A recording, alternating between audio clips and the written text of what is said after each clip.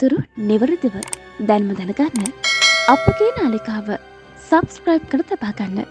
මෙන්න දැන් ලැබෙනු ඉතාමත් කනකාටුදායක පුවතක්.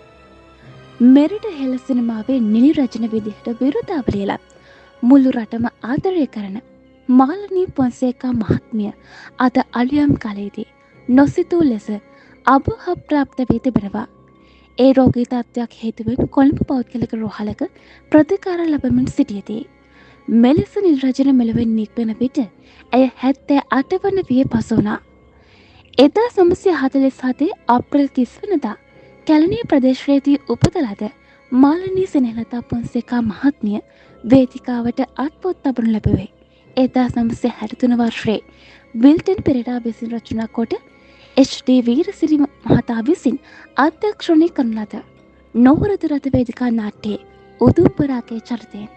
එතැන් සිට වේදිකා නාට්‍ය 14කට පමණ රංගනයෙන් දායකත්වයේ සැපයූ ඇය 1965 වර්ෂයේ අකල් වැස්ස නාට්‍යයේ හොඳම වේදිකා නිළිය විදිහට සම්මානයට පාත්‍ර වුණා.